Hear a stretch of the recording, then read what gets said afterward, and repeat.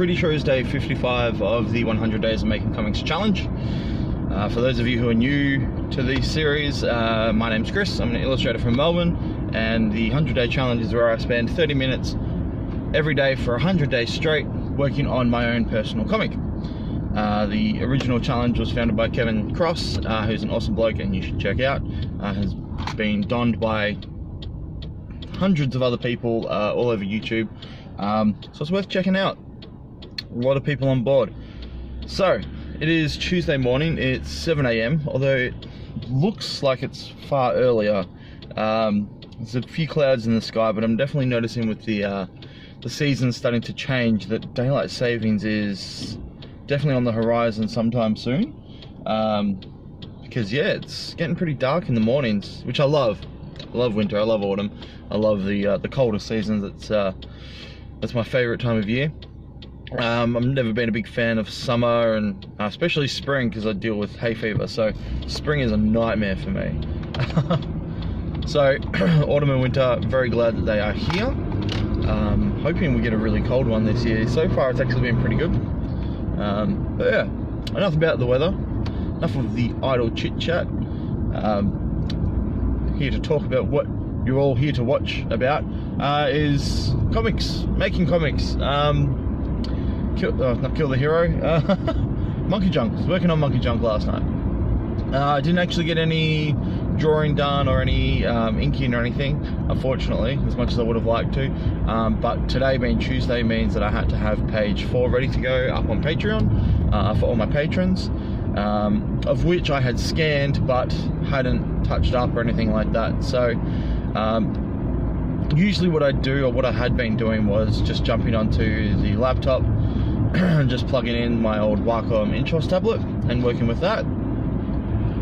And I really could not be bothered last night doing that, mainly because it's just so big and bulky, and yeah, I can't remember if I said this yesterday, but I had a really bad back yesterday. I don't know what I've done, whether it's the way that I've slept or the way I was sitting in a weird contorted way the night before or whatnot, but my back was in just absolute agony yesterday, which definitely made it hard to work, which continued on through the night, and actually I still have a bit of pain this morning, so hoping some painkillers help that.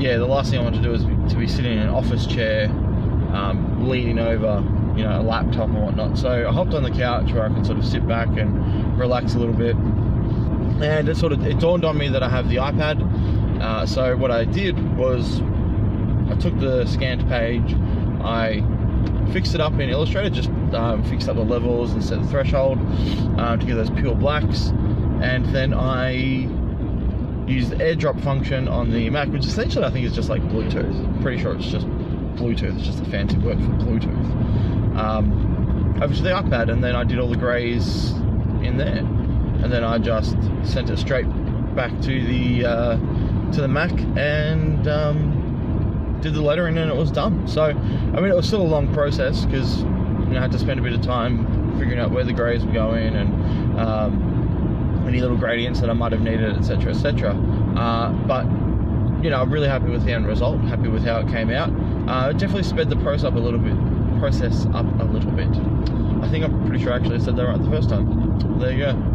Yeah, so that's all done. It's already scheduled to go up today. So I think about 6 o'clock tonight it'll go up. So if you guys want to be reading Monkey Junk and you haven't yet, you can head on over to Patreon, and I'll be posting a new page every week, every Tuesday evening, Australian time. So I think that works out to be like Monday for everyone else. I don't know, something like that. So yes, get on board if you want to support indie comics and read my comic. On top of that, I also did some work on Kill the Hero, got another bit of loot finished, and then worked on another one. So I did the inks on one, well, half the inks on one, and finished the colours on another.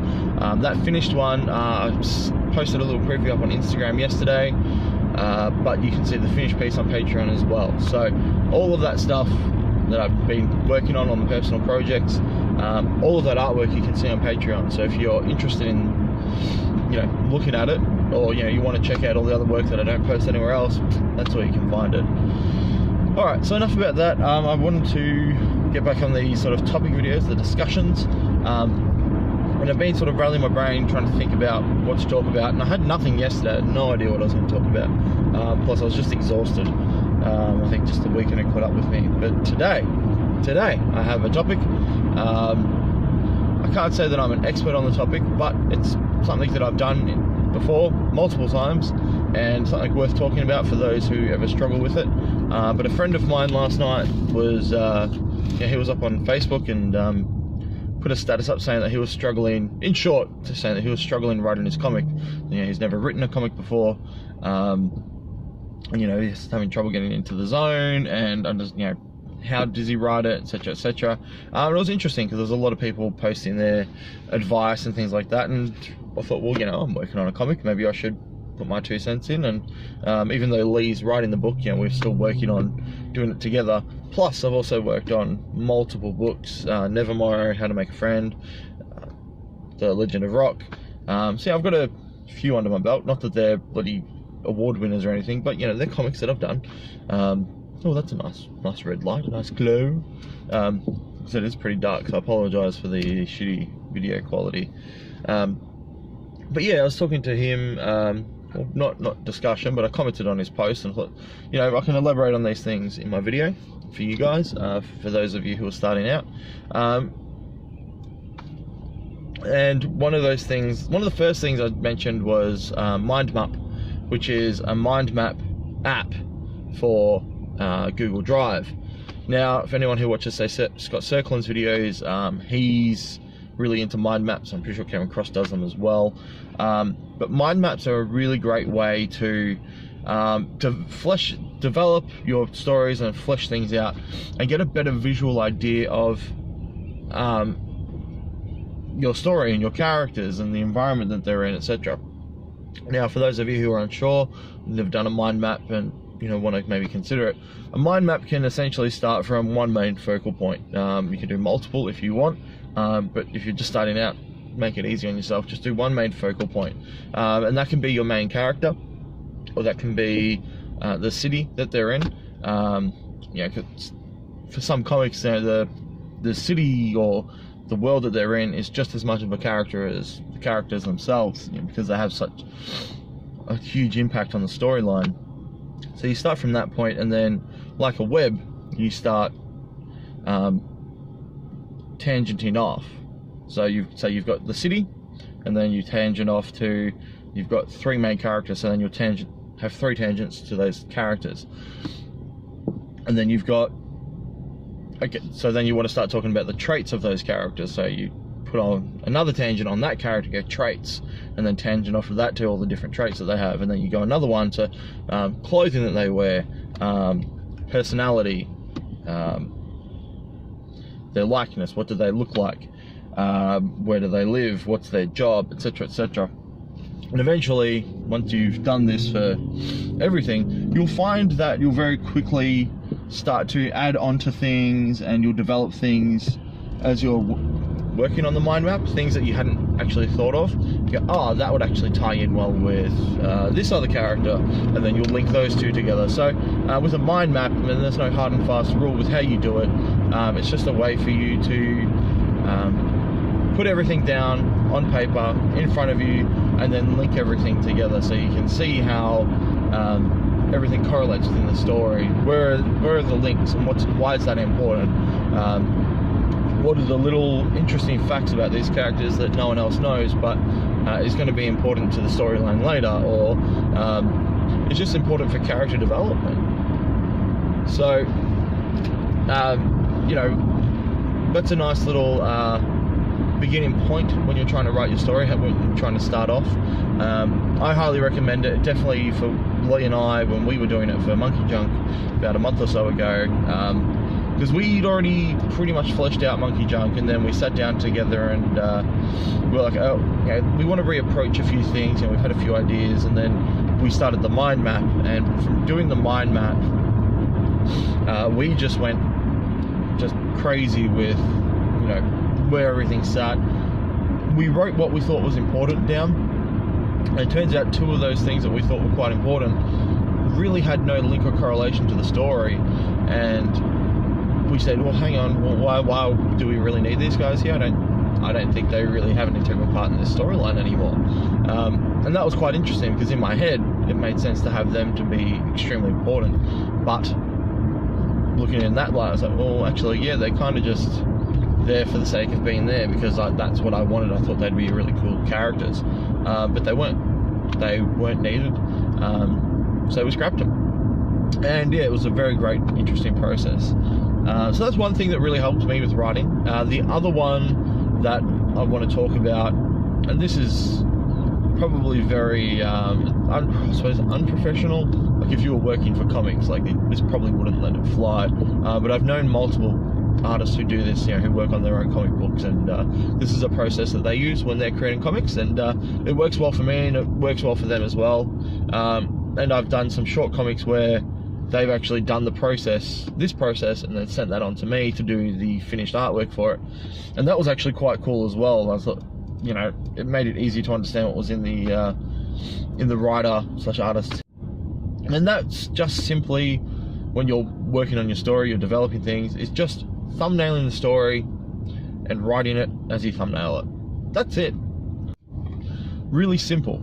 And I'll elaborate a little bit on it, but that's the grunt of it. It's you've got the story in your head, you don't know how to write it down, you're unsure how to format it to make sure that it's going to work for you, and if you're like me or like other artists, you're extremely visual rather than reading text on a page. You have a better understanding of what's going on when you can actually see a physical drawing in front of you, or if you can physically draw it yourself.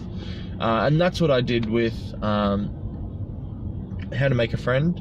And then as I was working on Nevermore, I wrote it, but then I went in, thumbnailed it, and then changed text and things, changed dialogue, etc. And that was a really, really great process for me. So when I came back later, especially when I was reading the script, I had these thumbnails to go over. But with How to Make a Friend, I suppose it's probably a little bit different because there was no dialogue in that. It was a completely silent comic, but those thumbnails served as my script for the comic book. Didn't have anything else. So I would essentially go, okay, well, this is what I'm going to draw, quickly sketch it out, lay some panels out, do the whole book if I was able to, or do as much as I was possibly able to do with what was sort of in my head at the time. And once you're done, you can sort of lay it all out, look at it, and actually visualize the whole comic in one sitting, rather than trying to figure this all out from a whole bunch of text on paper, which just for some isn't as easy. That way you can chop and change, you can cut the fat. If you go, oh, this is actually going on longer than it really needs to, so I could probably shorten down on this fight scene, or this discussion really doesn't need to be 2 pages long, and the reader's going to be quite bored. Like, I'm already bored looking at it. Gives you a better understanding too from the reader's perspective, how it looks and how it reads a bit easier, because again, in script format, that doesn't always come across. Although, it is also the writer's job to do that effectively also, so you sort of need to work in conjunction. But when it's just you, you need to find these different ways that'll make writing a comic easier. Alternatively, there is just writing the comic, writing the script. Lee, for example, when he writes a script, he studied film, although lightly, to my understanding. And he's done a lot of screenplays, scripts, and things like that. He's an actor, so he's used to screenplays. So when it came to scripting Monkey Junk, he's like, I actually don't know how to script this. I was like, look, just do it however you think works, and then I'll read it, and if it works for me, then we'll go with that. What he eventually ended up doing was, he almost wrote it like a screenplay in a page-by-page breakdown, and then he, to help him visualize how it would look in a comic, because he's a big comic book reader, he laid out all the panels. So as he was writing it, he goes, okay, this is what happens in this panel, and this panel, and this panel, etc., etc. So it made it easier for him to visualize. So again, even though he's the writer element of the book, he still used a visual cue, even though they were just a panel layout, to understand how the book was going to look, or how each page would look with what he was writing. So, you know, everyone's got a different process. Matt Nichols, when I worked on The Legend of Rock with him, was just a pure script. It was just a page-by-page breakdown, then broken down into panels, and then the description and dialogue in each panel of what needs to be happening. So, yeah, everyone's different, but find what works for you. Don't feel like you need to be pressured into writing in a particular way, because you don't. There's no hard and fast rule. There are definitely resources out there to help you write comics, learn how to write comics better, especially if you want to write professionally, how to do those things. I imagine that the way that I do them are not, you know, are not admired in a professional sense. So if that was to happen down the line, I doubt it, because I don't want to be a comic book writer as much as I love coming up with stories. You know, that might be something you need to look into and go, okay, well, hang on, how am I going to approach this if I want to send these scripts off to a publisher, etc. But yeah, otherwise, just have fun with it. Don't let the writing element take the fun out of making comics. Find a way that you can make it fun, you can make it easy for you to understand, and just make it an enjoyable process for yourself, because that's what comics are about. They're about having fun, about expressing yourself, telling the stories that you want to tell. So don't destroy that vibe just because you feel like you need to do things in a certain way and you're not, you know, comfortable doing them, or you don't know how to do them, and you feel that you're struggling to do that.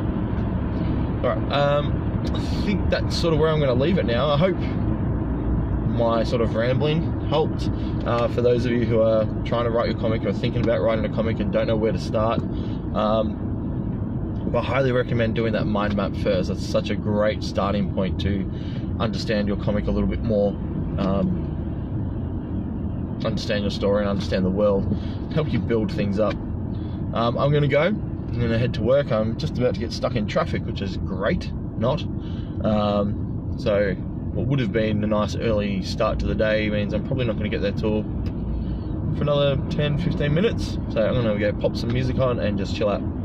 Catch you guys tomorrow, and have a great day. Bye.